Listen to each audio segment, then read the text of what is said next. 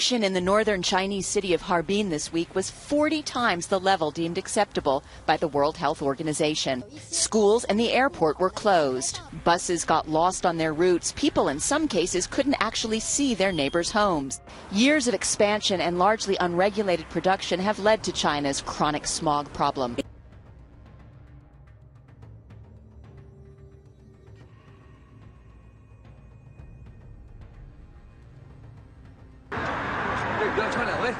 污染特别重，所以我最近一直长期这个阶段来重感冒，再一个呼吸也比较困难，卡出来的痰里面就是黑色的，所以嘛，就是我感觉这种空气已经，我准备离开北京了，不在这儿待了。China is a prime example of air pollution, but it's occurring all over the world. Air pollution is defined as the presence or introduction of a substance which has harmful or poisonous effects into the air. The atmosphere is filled with particulate matter, which is a complex mixture consisting of varying combinations of dry solid fragments, solid cores with liquid coatings, and small droplets of liquid. The causes of air pollution include the use of electricity, fuels, and transportation, the largest source being the burning of fossil fuels, including coal, oil, gas, and natural gas. Some of the pollutants that come from factories, automobiles, and industrial or manufacturing plants are chemical or toxic pollutants. Health effects of air pollution include short-term irritation of the throat, nose, lungs, and eyes, and long-term damage to the immune, neurological, reproductive, and respiratory systems. Environmental effects include acid rain, haze, ozone depletion, wildlife health problems, eutrophication, and global warming. Economic effects include the money spent on the health and environmental damages. To connect the issue of air pollution to our daily lives, we've asked some of our peers to tell us some of their own personal contributions to air pollution. How do you contribute to air pollution? I would say like buying goods that are produced in a factory. And How do you personally contribute to air pollution? I drive around a lot, and sometimes I leave the lights on. How do you contribute to air pollution? I drive places that I could probably walk. How do you personally contribute to air pollution? So I know I drive a lot of places that I shouldn't be driving. So like an example is like driving from Newhall up to Hyper just because I'm too lazy to walk. It's just like and all those like trips add up. Also, flying is really bad for the environment. So like maybe being in the car for an extra few hours because the planes are really bad. Yeah, I think also just like riding your bike.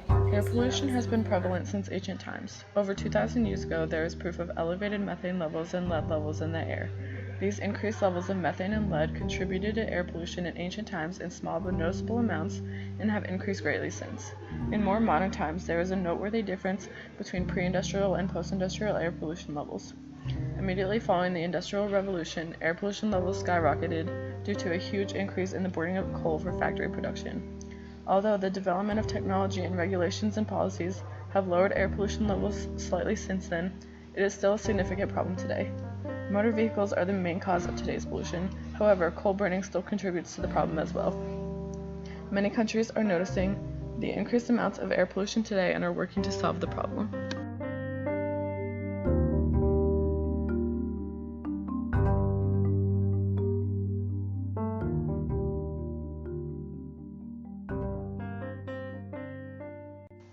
The steps that need to be taken to solve the problem of air pollution start at an individual level. Just altering simple daily tasks can reduce your personal contribution to air pollution. Perhaps one of the biggest personal influences one can have is driving less. Reducing the amount of miles driven by driving more efficiently, carpooling, riding bikes, walking, and using public transportation can all reduce the amount of carbon emissions that would have been released. At home and at work, you should conserve as much energy as possible. Turn off lights, make sure your house is well insulated. Reusing and recycling products on a daily basis can also help reduce pollution levels. What could you do to individually lower air pollution? Personally, I feel like I could like ride my bike or walk to like class or work.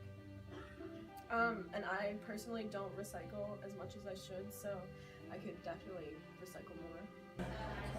Do you make any conscious efforts to reduce your input on air pollution?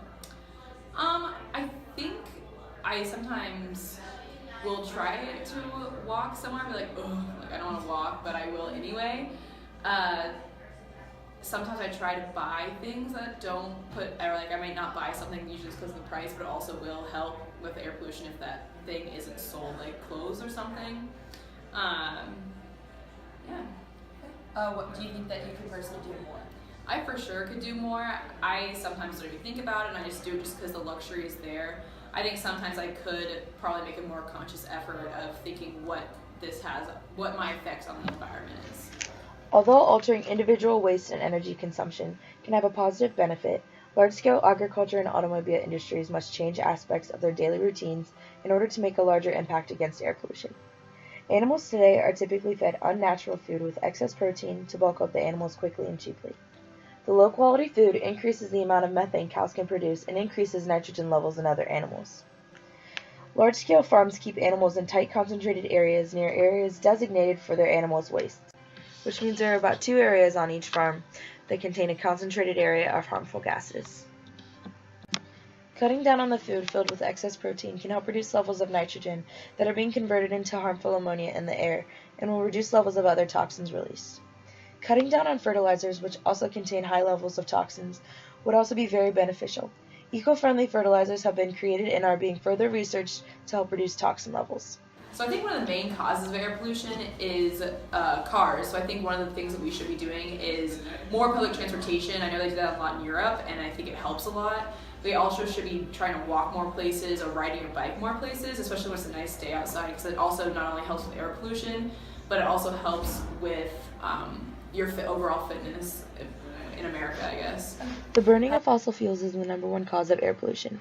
The 2 biggest emitters of fossil fuels are cars and coal-powered plants. Individuals can control how much they drive, but altering the design of cars can help even more. First, eliminating and scrapping old, higher polluting vehicles would help reduce about 70% of particulate matter in the air. Alternative fuels used instead of gasoline, such as biodiesel and ethanol, can also help reduce the amount of pollutants in the air. Research for hydrogen-fueled cars is in motion, along with other further car developments. Diesel vehicles are one of the main culprits of air pollution, and the government-funded Korea Institute of Machinery and Materials has developed a new device that helps tackle emissions from such vehicles. The device is called the plasma burner, which is a diesel particulate filter. According to the institute, the device removes up to 95% of dust and nitrogen oxide from diesel engine-emitted exhaust gas. The device allows for the temperature to rise up to 600 degrees Celsius, effectively burning pollution particles. Electric cars are also ideal alternatives to everyday transportation. Electric cars run on renewable energy are the most ideal mode of transportation, but electric cars run on non-renewable energy still help reduce pollutants in the air. The biggest contributors to global air pollution are harmful coal-field power plants, and the simple solution would just be to shut them down and replace them with cleaner energy. Many of these plants are located in China, and the main concern for eliminating the plant is cost. But although the process is costly, the payoff after would actually raise revenue for the country and reduce particulate matter and sulfur dioxide levels by as much as 25% in the process. The transition to alternative energy should be the main focus when it comes to the problem of air pollution. And as new ideas, developments, and discoveries are made, we will make the biggest impact we can against air pollution for our future generations.